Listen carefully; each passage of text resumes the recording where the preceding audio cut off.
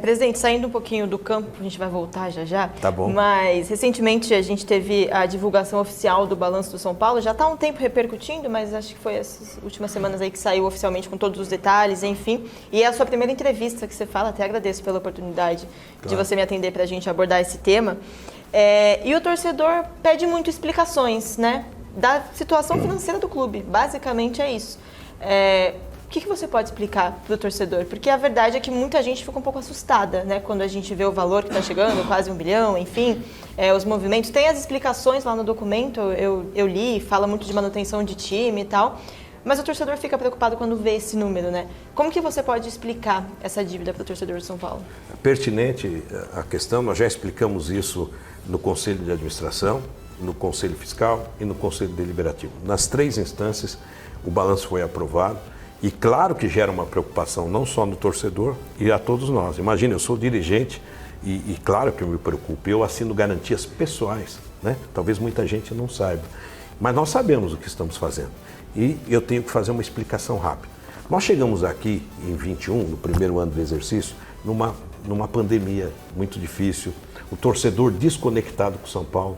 Bem antes da pandemia já havia uma desconexão. O torcedor vinha para tentar salvar o São Paulo de um eventual rebaixamento, mas ele não estava tão presente como ficou. E eu dizia aos companheiros do programa de gestão que nós desenhamos que esse primeiro mandato, ou seja, 21, 22 e 23, era trazer o torcedor de volta numa completa conexão. Eu tinha que ter resultado dentro de campo e time competitivo. Foi o que aconteceu. Ganhamos um título em 21, em 22 fomos duas finais, no Paulista e no Sul-Americana. Em 23 ganhamos a Copa do Brasil, inédita, e 24 a Supercopa.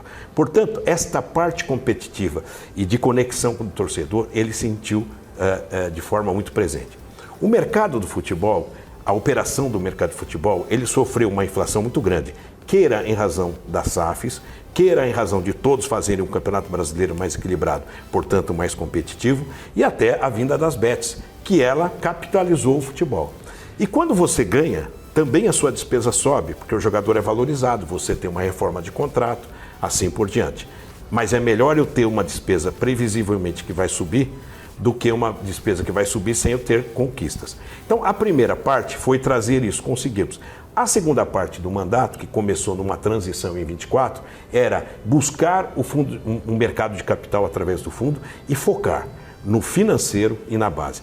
Esses são os nossos pilares. Então, eu quero falar com o torcedor que nós fizemos de tudo mesmo para trazer conquistas, para recolocar o São Paulo no cenário competitivo, enfrentando um mercado que mudou, que inflacionou, mas sabendo que nós poderíamos ter um pouco dessa evolução, que a dívida ela é aumentada não só por uma maior despesa oriunda de uma maior estrutura e de investimento, eu já vou explicar, mas também de uma nova postura no mercado, que foi inflacionado. Então agora nós vamos observar a redução drástica da despesa, o acompanhamento rígido do orçamento, isso já está acontecendo. O primeiro trimestre já nos deu um horizonte muito bom de resultado, já de 25, e mais do que isso, um comprometimento de que você vai ter que trabalhar cada vez mais com menos recursos. E é o que está sendo feito.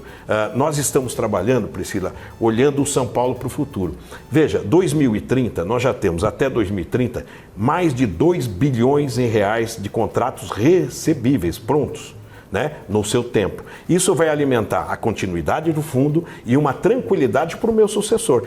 Mas depende da continuidade de fazer um time competitivo, mas com muita responsabilidade. E, ao mesmo tempo, ter essa dívida num viés de baixa. Então, esses 960 milhões, nós esperamos que venha reduzindo gradativamente até estar num plano aceitável em 2030. Eu espero que a gente possa também vender atletas. E aqui o torcedor tem que entender, se eu vendesse atletas em 2023, eu não teria déficit. Também não sei se teríamos o campeonato. Né? E em 2024, nós tivemos atletas que tinham mercado internacional e se machucaram. E se machucaram gravemente, com cirurgia, isso todo mundo sabe. Então, nós contamos com essa desconexão de fluxo de caixa. O importante é que nós precisamos ter um fluxo para amenizar a dívida, para estabilizar e para baixar. E esse é o foco. Mas nós sabíamos que poderíamos enfrentar. Eu vou dar um exemplo aqui, Priscila, aqui. O CT da Barra Funda, quando veio Lucas e Oscar, que são jogadores de renome internacional, eles olharam aquela estrutura e falaram, puxa, por que vocês não mostram? Mudou tudo. Vestiário, refis, campos de futebol, refeitório, estrutura. O CT da Barra Funda estava precisando. Quando você faz mais investimento, você aumenta a despesa também. Porque hoje um clube de futebol que tem que ter a logística de calendário como nós temos, tem que ter voos fretados. O São Paulo tem. O São Paulo fez, além do voo fretado, cadeiras, melhor conforto para os atletas, inclusive na recuperação de fisioterapia e fisiologia na volta dos jogos. Então o São Paulo investiu no nosso principal, no nosso negócio principal, que é o futebol. E claro que isso tem uma repercussão também de despesa. Investimos em Cotia com o TecFoot e outros setores do nosso refis lá. E tudo isso também traz um pouquinho de musculatura na despesa. Mas agora é hora de nós observarmos o que aconteceu já no primeiro trimestre, que foi uma boa performance entre orçado e realizado, para tentar imaginar que a gente consiga continuar nessa busca, tendo que vender ativos, que são jogadores, não tem dúvida, e fazer os grandes contratos, que o nosso marketing tem trabalhado com muita eficiência. Presidente, você falou muito de base, né, ao explicar a dívida. No entendimento do São Paulo, pelo que a gente vê nos documentos do balanço, a Cotia deixou de ser, parece que deixou de ser, né, em palavras assim, avulsas, um investimento e passou a ser uma despesa, né? Isso é por conta desse investimento em estrutura, em reforma? O que exatamente mudou na estrutura de Cotia para mudar de ser um investimento, que foi por muitos anos isso, para ser uma despesa para o clube? Então, Priscila, essa é uma pergunta muito importante que muita gente não sabe. O critério de contabilização, investimentos ou despesas, mudou esse ano para que todos os investimentos que nos registros anteriores do nosso balanço eram investimentos, viram despesa, mesmo quando é no centro de treinamento da base. Então, essa despesa é uma despesa operacional que antigamente era lançada como investimento. O que o São Paulo tem, que é um balanço auditado, é um balanço extremamente seguindo normas e orientações legais e contábeis. Portanto, esse é um novo critério. Agora, o investimento da base é um investimento que o São Paulo fez a nível de plataforma, fez em termos de mão de obra, que eu digo, que são os meninos que chegam através dos nossos scouts, os olheiros, os nossos observadores, mas aqui que está uma questão do futuro. Esse setor mudou muito. Esse setor tem um mercado mais paralelo e prematuro. Porque hoje, para você ter Ferreira, Alves, Rian, Negruti, etc., você tem que estar dando condições para esses jogadores para que eles entrem e consigam um espaço num futebol que é muito intenso, que é um outro futebol. Se você pega uma intensidade da base e vem para o profissional, eles sentem bastante. Por isso que nós investimos no TecFoot, que lá tem um profissional, que é o Eduardo Hauen, que trabalha que a intensidade lá já cresça bastante, para que ele não sinta aqui. O sonho nosso é que, com investimento na base, nesse mercado prematuro que eu digo, que já é um mercado de negócio, que o menino entre 16, 17 até 22, ele tem um valor prioritário nos grandes centros, como Premier League, La Liga, o São Paulo passa a ofertar para a Barra Funda e para o profissional mais jogadores. Em vez de eu ter, num ano, aparecendo 3 ou 4, eu posso ter 10, porque economicamente vai ser bom não só no gasto da folha, mas depois no retorno de uma venda, e esportivamente, que são garotos que têm intensidade, etc. Agora, é claro que aí entra uma política e um planejamento onde você vai ter a força e a técnica do jovem agregado a jogadores mais experientes, como o Oscar, como o Rafael no gol, como o Lucas, como o Caleri, o Cédric, enfim, você faz uma composição importante de elenco. Então, para mim, mais importante que um elenco largo é um elenco enxuto, mas eficaz. Claro que você vai enfrentar um calendário, você vai enfrentar grama sintética, você vai enfrentar viagens longas, onde os jogadores sentem. Quando o técnico não escala um jogador, e muita gente não entende, fala, puxa, ele estava tão bem e tirou esse jogador. Ele tirou exatamente por isso, para preservar, porque lá você tem os índices do risco de lesão. E mesmo com isso acontecem as lesões. Então essa pergunta sua é muito boa. Primeiro, é um critério novo contábil, de lei e de normas contábeis. E segundo, através do investimento que você faz na plataforma, você possibilita a condição de novos garotos subirem, mas mais do que isso, olhar para o futuro e entender que esse mercado mudou. Esse mercado você tem que trazer o jogador quando ele se desponta com 15, 14, 16 anos. Senão já é tarde demais. E mergulhando ainda em Cotia, presidente, para a gente falar de outros assuntos, Você falou muito sobre a necessidade de vendas, né, que isso até atrapalhou um pouco o planejamento dos últimos anos. Pensando no agora, né, na janela de meio de ano, o São Paulo tem a intenção de vender alguma joia do seu time, dos jogadores que já estão no profissional? E aí a gente sabe que tem alguns nomes específicos, né? Isso é fato. Tem o Pablo Maia, que surpreendeu muito, está voltando agora, o Ferreira chamando a atenção, Matheus Alves, Rian Francisco, enfim. O São Paulo precisa vender um deles para conseguir aliviar um pouco as contas? O São Paulo precisa vender como regra, né? Se vai ser o A, B ou C, depende, porque depende muito de mercado, de preço, de oferta. Veja, o William foi vendido. O William tinha pouca minutagem e foi uma bela venda. E eu vi a gente falar, o São Paulo deu a troco de bananas. Meu Deus, ou ele não entende o preço da banana, ou ele não entende o preço de um jogador com pouca minutagem. Isso tem que deixar claro, porque hoje nós temos nas redes sociais pessoas que entendem de tudo, da escalação do time, de fisioterapia, de balanço, de gestão. Eu acho salutar as opiniões, mas tem gente que fala que é preço de banana. Às vezes, muito valor de merchandising em televisão, na minha visão, pode ser preço de banana, mas eu não ousaria dizer isso porque eu respeito o veículo e respeito o mercado. Então, quando eu vejo isso, me assusta. Veja, o William é um grande jogador, não está ainda se firmando lá, mas vai se firmar, é um grande talento. Mas tivemos que vender, tinha pouca minutagem. Então, isso tudo é observado. Mas não tenha dúvida que o São Paulo fez boas vendas já e vai estar atento ao mercado. Vai depender muito de oferta, de preço, de condição, da vontade do atleta, porque o profissional, às vezes, ele quer ir embora. Às vezes, ele não quer mais ficar. Isso não significa que no elenco do São Paulo tenha isso. O elenco do São Paulo é muito comprometido. O próprio Pablo, que sofreu 2 grandes problemas, já esteve prestes a sair. E nós seguramos o Pablo porque ele tinha que sair daqui com um título importante na história, que foi a Copa do Brasil. Mais ou menos o que aconteceu com o Beraldo, né? Com o Beraldo, exatamente. O próprio Nestor também. Então, são ciclos. Agora nós estamos vivendo um outro ciclo e eu garanto a você que todas as propostas que chegam aqui ou chegam através dos empresários ou de clubes lá na Barra Funda, nós sentamos, analisamos, discutimos e temos que fazer. O nosso desafio, Priscila, de um gestor e de todos os grandes clubes, é aliar a competitividade com o equilíbrio financeiro. Veja, eu não falo de outros clubes, mas nós temos hoje balanços por aí que mostram a dificuldade. Clubes SAFs, clubes associativos e tal. E o nosso balanço é mais um que tem dificuldade. Então, claro que isso não é bom, isso não nos dá direito de pensar, olha, minha dívida é menor do que A, do que B. Não existe isso. São dívidas gigantes, mas nós vamos estruturar. O São Paulo já definiu um caminho.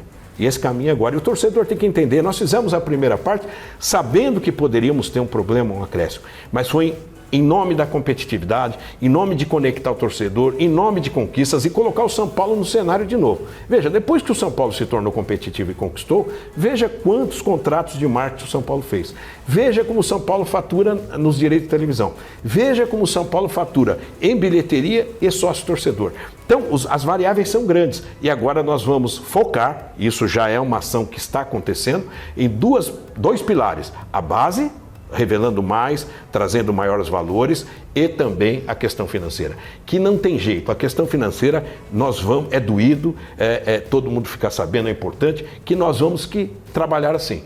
Claro que erros acontecem, contratamos A ou B em 21, C e D em 22, E, F, G, H em 23, alguns não dão certo. É como na televisão, que era o mercado que eu fui, você contratava às vezes 10 artistas, 4 davam certo. É mais ou menos isso, o ser humano é assim. A adaptação ao país, a adaptação ao clube, a adaptação ao técnico, ao esquema de jogo, são tantas variáveis que isso acontece. E já aconteceu com grandes craques neste clube e em outros clubes. Presidente, falando de estrutura, eu não sei se o senhor foi impactado, mas recentemente surgiu um pânico nas redes sociais. A gente está falando muito de rede social, né? E o pânico era o seguinte: o São Paulo vai perder o CT da Barra Funda. Surgiu isso na rede social, né? Nem é uma coisa da sua gestão especificamente, é um contrato longo, né? Mas querendo ou não, é o senhor que está aqui agora no comando. Eu queria que você explicasse para o torcedor essa situação. O São Paulo tem um acordo com a prefeitura, contrapartidas, né? E aí surgiu uma notícia que poderia levar uma multa de mais de 100 milhões porque não seguiu as contrapartidas. Eu queria que você explicasse mesmo, alguém de fato representando o São Paulo, explicando para esse torcedor que ficou em pânico achando que vai perder o CT. Não, eu digo ao torcedor para ele ter muita tranquilidade, muita calma. Nós ficamos surpresos também. Nós respeitamos muito todas as instituições. E veio uma colocação do Ministério Público lá de trás. Né? E esse tema teve contrapartida e teve também aprovações da Câmara Municipal em todos esses setores. Portanto, é um ato jurídico perfeito de comodato. Mas o São Paulo, em respeito a todas as instituições, vai mostrar e demonstrar, São Paulo, Prefeitura, que o rito foi normal, as questões foram colocadas e estamos sempre à disposição para atender todas as demandas que são sugeridas. Mas assim como outras questões judiciais, o São Paulo tem muito equilíbrio de falar em termos de verdade do que acontecer. Por enquanto não há nenhuma novidade, apenas um pleito, uma colocação que cabe ao São Paulo e à Prefeitura mostrar a veracidade dos fatos. Bacana. Presidente, eu queria falar um pouquinho da sua sucessão, né? O seu mandato acaba no final do ano que vem e junto com isso, né, seu planejamento, seu envolvimento, talvez até num próximo nome. Eu acho que quando a gente analisa a situação do São Paulo e as suas dificuldades, veio muito de um rombo deixado antes também, que você teve que lidar, além também do investimento, das decisões que você teve que tomar para o time ser competitivo. Presidente, e também desse pequeno prazo ainda que tem, 1 ano e meio, para tanto de coisa que tem para resolver, imagino que seja até pouco, né? E uma das coisas que desde o ano passado vem se falando muito é da questão de Cotia e da empresa Marinax. Marinax, né? é o... Que você, enfim, vem fazendo muitas reuniões, já postou sobre reuniões. E aí, a gente estava falando de pânico, né? O torcedor fica preocupado de, poxa, estão vendendo Cotia. E isso ainda não andou muito, né? Vocês assinaram um documento que formaliza a intenção, alguma coisa assim, me corrija se eu estiver errado. Mas nada oficialmente ainda é anunciado. Eu queria que você falasse que pé que está isso e se de fato o torcedor não precisa se preocupar que é uma venda de Cotia, que o São Paulo vai perder a sua base e se vai dar tempo de fazer isso também na sua gestão. Olha, Priscila, você falou muito bem. Antes de falar do Marinax, eu quero falar de uma questão que você falou do meu sucessor. Eu cheguei aqui na pandemia sem patrocínio, sem bilheteria, porque era pandemia, sem direito de televisão, sem muita... Aliás, com uma dívida a curto prazo que eu tinha junto à FIFA. E eu vou deixar para o sucessor mais de 2 bilhões de contratos assinados até 2030. Claro, se eu pegar 25 e 26 e tirar essa parte de 26, mas separar 27, 28 e 29, ele não vai ter preocupação com patrocínio master, com sócio torcedor, com shows no estádio e com tantos outros contratos que nós estamos fazendo. Então, também é um legado que eu deixo. Assim como deixamos uma obra de 40 anos ao entorno do estádio, que todo mundo falava que precisava e precisava mesmo, outros não tiveram sorte de ter conseguido e nós conseguimos e se Deus quiser vai inaugurar ainda em 26 na nossa gestão. Sobre o Marinax, veja, torcedor, não entre nesse alarmismo de fake news. Jamais o São Paulo vai vender base. O que existe hoje, nós procuraremos um sócio com plataforma esportiva, ou seja, o Marinax tem o Olympiacos, o Forest e tem o Rio Ave. Então ele tem uma plataforma financeira de investimento e também esportiva. Isso é importante. Ponto 1. Ponto 2. Eu já tenho sócio lá que não põe dinheiro. Quando o jogador chega lá, ele já chega com alguns percentuais da família, de investidores, que são agentes, e o São Paulo já entra com um percentual menor. Só que dessa vez eu quero substituir o sócio, que eu tenho que admiti-lo, com o sócio que põe dinheiro e que tem time para mim colocar o jogador e que tem dinheiro para colocar numa transação. Então, veja, o que nós estamos fazendo é não vender patrimônio, é não vender ativo, é não vender a marca, mas sim fazer um acordo operacional que vai mudar a história do São Paulo. Os clubes que fizeram uma lição de casa, ora numa reestruturação, ora porque teve alguém muito rico que colocou dinheiro para depois trazê-lo de volta, que é normal, nós não tivemos. Então o São Paulo tem que ser através da criatividade. E esses clubes que fizeram essa lição de casa entram nesse mercado de formação com bala na agulha para trazer jogador semi-pronto. É o que nós vamos fazer com o dinheiro do investidor e que ele também tenha resultado numa venda. Eu prefiro vender 12 jogadores com percentual do que vender 2 ou 3 onde eu já tenho um percentual porque já tenho um sócio oculto que eu não levo na integridade. Eu vou aumentar o volume de vendas com jogadores, vou atender o futebol profissional com jogadores da espécie de... Falando em desafios, né, que você enfrenta, tem um aí batendo na porta já, e aí eu quero falar de contrato de jogador. O São Paulo tem 2 atletas que estão com um contrato vencendo agora, que é Marcos Antônio, agora não, né? Muito daqui a pouco, que é o Marcos Antônio e o Juan Tressoldi, e vive uma situação financeira difícil. Para comprar o Marcos Antônio é muito caro, né? É um dinheirão que o São Paulo teria que gastar. E aí surgiu na rede social, notícias de pessoas que cobrem o São Paulo, uma possibilidade do São Paulo tentar estender o empréstimo desses 2 jogadores e aí talvez comprar no fim do ano, enfim.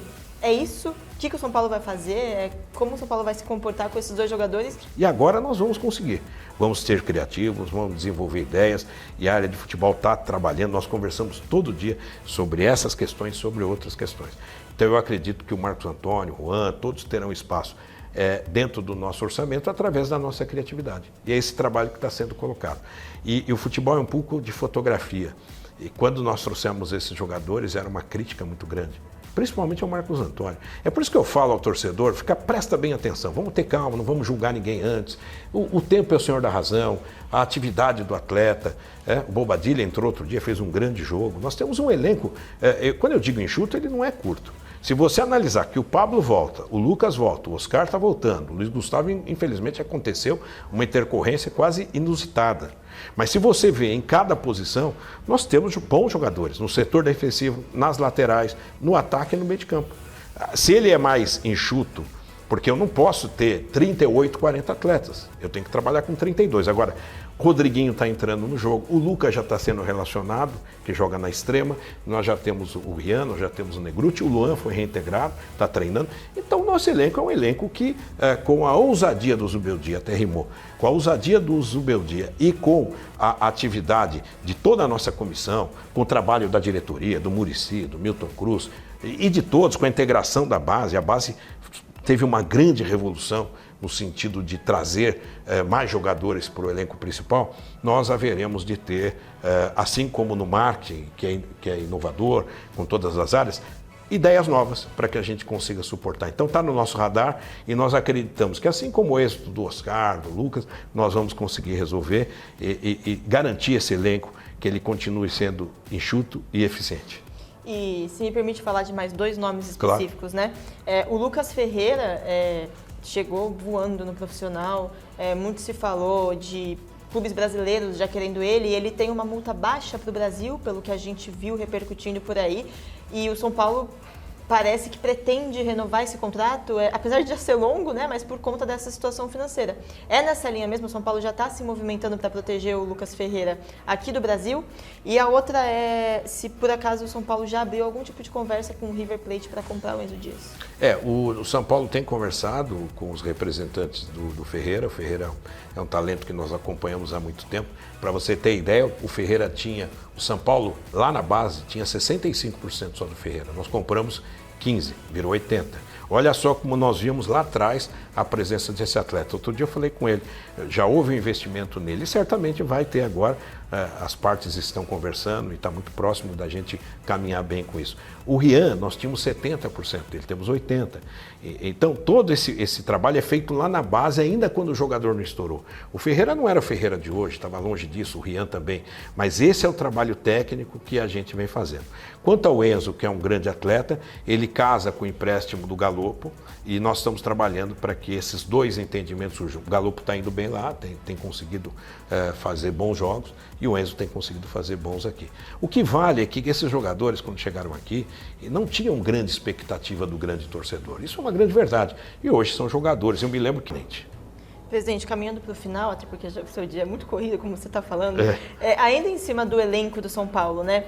Recentemente o São Paulo renovou o contrato do Rafael, né? Você até citou ele várias vezes como um cara experiente, importante para o elenco. E aí tem o Alan Franco, que também tem um contrato acabando no final desse ano. E a gente já viu em vários momentos, assim, na imprensa, tá muito encaminhado, vai sair, agora vai sair, e não saiu ainda, né, essa renovação. Em que pé tá, o que é que está impedindo de fechar essa renovação, que é um jogador que talvez hoje seja um dos que a torcida mais gosta, talvez ali junto com o Alisson, por exemplo, de volta por cima, inclusive, como você citou alguns exemplos. Queria que você falasse da renovação do Alan Franco e também, juntando duas perguntas em uma, se falou muito sobre a Superbet poder fazer novamente um movimento de trazer um super reforço para o São Paulo no meio deste ano. Você falou da importância deles para o salário do Oscar. Existe alguma coisa disso de fato? A Superbet vai ajudar com alguma outra contratação no meio do ano? Não existe, não tem nada a ver? Se você puder falar desses dois temas. Vamos lá.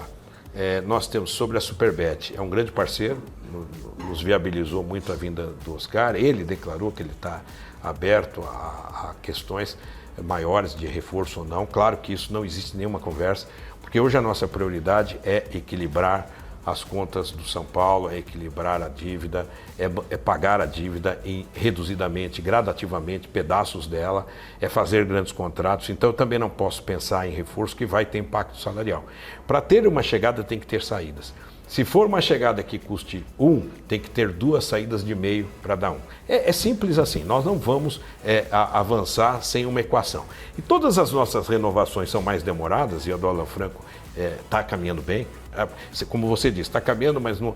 Porque ela tem que ir com um critério estritamente logístico de orçamento, porque senão nós vamos cometer erros. Então, está caminhando bem, eu acredito muito, é um grande atleta, que também foi outro que chegou aqui e falava que ele é um zagueiro baixo, né? Eu gosto de relembrar essas coisas porque é importante pontuar que todo mundo tem que ter calma. Nós queremos que ele continue, ele está feliz aqui e nós deveremos chegar num ajuste. O mês de maio, de junho são meses importantes, também tem abertura de janela e nós estamos atentos com a área de futebol para que a gente consiga dar essa tranquilidade. Veja, não é qualquer clube que tem zagas com o Arboleda, como o Ferrarese, como o Alan, como o Sabino, como o Juan. Né? O Ferrarese joga também de lateral, o Sabino quando precisa vai para a esquerda, enfim, então nós temos uma defesa bem postada, temos 2 grandes laterais esquerdos, lateral direito temos o Cédric, temos o Igor Vinícius, tem o Ferrarese que joga ali, no volante nós temos a volta do Pablo, que é um gigante, tem o Negruti, nós temos o Bobadilha, nós temos o Marcos Antônio, nós temos jogadores que jogam no meio como o Luciano, tem o Lucas avançado, do lado direito agora tem o Ferreira, do lado esquerdo tem o Ferreirinha, tem o Lucas chegando, daí nós temos o Rian e o André, tem o Caleri, que infelizmente machucou, mas tem o André, que é goleador. Veja, se eu não esqueci de ninguém, tem um elenco muito bom. Dizer que ele é curto, que ele é um drama, claro que ele fica curto quando tem 4 contundidos, tem uma falta. Mas você não pode, em qualquer time de futebol, contundir um cara amanhã, mesmo que for grave, sair atrás de um centroavante. Então, de um centroavante, de um zagueiro, de um volante, não é assim. A coisa tem que ter um pouco de critério e entra aí a ousadia do Zubeldia. Eu gostei dessa colocação, porque ele está fazendo um time equilibrado.